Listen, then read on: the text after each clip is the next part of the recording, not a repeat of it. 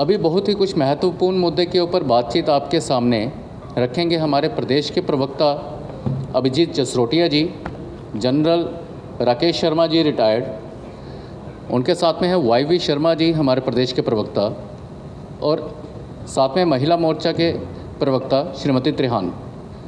अभी मैं गुजारिश करूंगा अभिजीत जसरोटिया जी से कि वो आगे की बात आपके सामने रखें।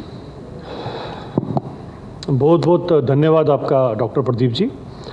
देखिए, आज का जो विषय है वो एक बड़ा इम्पॉर्टेंट विषय है। जिस तरह से कल उमर अब्दुल्ला साहब ने एक बड़ी तल्खी के अंदर जो एक बात कही है, उसके रिकॉर्डिंग हम उसके जो रिस्पांस में हम अपनी बात कहना चाहते हैं। क्योंकि उमर साहब ने पूछा हमसे, क्योंकि जब उनसे ये सवाल पूछा गया माननीय तरुण चुग जी द्वारा कि आप बताएं और हमसे हमारे साथ आप टेररिज्म के ऊपर और इन सभी चीज़ों के ऊपर आप 1-to-1 बहस के लिए आप लोग आ जाएं, तो जिस तरह से उन्होंने कहा कि तरुण चुग जी कौन है, तो मैं ज़रा उमर साहब को बताना चाहता हूं कि वो कौन है।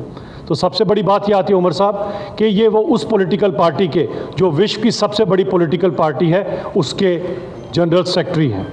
और ये भी आपको बताना चाहता हूं उमर साहब कि ये उसी पॉलिटिकल पार्टी के जनरल सेक्रेटरी हैं जिस पॉलिटिकल पार्टी ने आपको उंगली थमाकर तो यूनियन मंत्रालय दिखाया था। सबसे पहले आपने अगर कहीं पर जो ट्रेनिंग ली थी वो यहीं पर पाई थी। तो कम से कम इतनी जल्दी ना भूल जाएं इन सब चीज़ों को। अगर आपको हमारी पॉलिटिकल पार्टी का नाम याद नहीं है, हमारे लीडर्स का नाम याद नहीं है, तो इसमें कसूर आपका है, हमारा नहीं है। लेकिन उमर साहब, बात यह आती है कि हम आपको जो कहना चाहते हैं कि तू इधर उधर की बात ना कर, तू बता के काफिला कहाँ लुटा और कश्मीर कहाँ लुटा, उसका जवाब दें। ये छोड़ दीजिए कौन क्या है क्या नहीं, हम आपसे जो सवाल पूछे उसका जवाब दीजिए।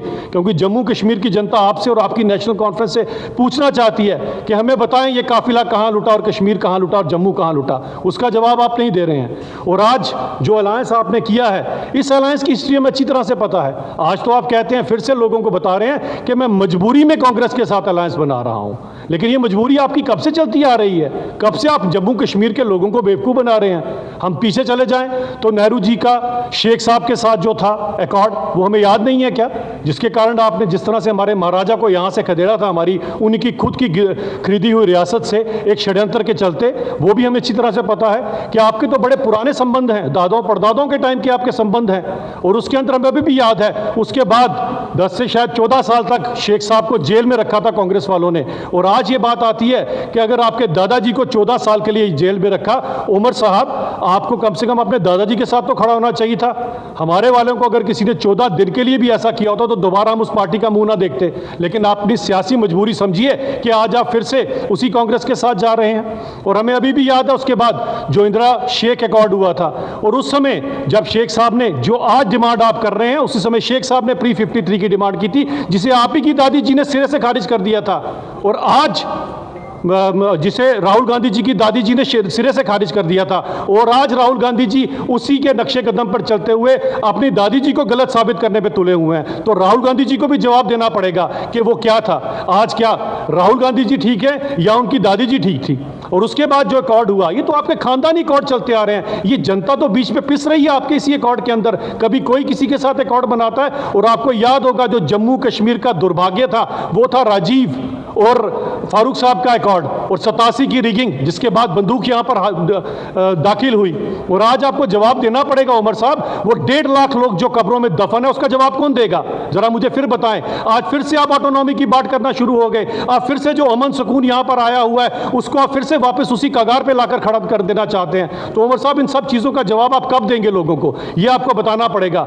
आज तो जिस हिसाब से आप ऑटोनॉमी की बात कर रहे हैं, 2.5 करोड़ से ज्यादा यहां पर सैलानी आए हैं। आप और राहुल गांधी जी क्या चाहते हैं? ये 2.5 करोड़ के सैलानी फिर से वीजा लेकर यहां पर आए, और जब वीजा लेकर यहां पर आएंगे तो क्या 2.5 भी पीछे रह जाएंगे? तो कहां जाएंगे जम्मू कश्मीर के लोग? कहां जाएंगे वो कश्मीर के लोग जिसने पिछले 5-10 सालों से जो कम से कम उनकी खुशहाली देखी है?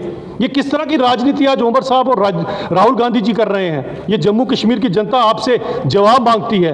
वो गुज्जर बकरवाल भाई जिनको आपने, जिनकी उत्पीड़ना की और आज तक जिनको कभी आपने उनके हक नहीं दिए, आज अगर उनको 50-60 साल बाद उनके पॉलिटिकल हक और बाकी हक मिले हैं, आज क्यों आप और राहुल गांधी जी उनके हक छीनने पर उमादा हुए हैं? आज क्यों हमारी बच्चियों को जो 50-60 साल बाद हक मिले हैं, क्यों उमर साहब और राहुल गांधी जी उनसे वो हक छीनने पर उमादा हुए हैं? और वेस्ट पाक और पीओजे के रेफ्यूजी, इसके अंदर मैं राहुल गांधी गांधी जी को बताना चाहता हूं कि ज़रा ये चीज़ क्या हम हमारे रेफ्यूजी भाइयों को बताएं जिन्हें 60 साल तक अपने देश के अंदर आपने एलियंस की ज़िंदगी बताने पर मजबूर किया था।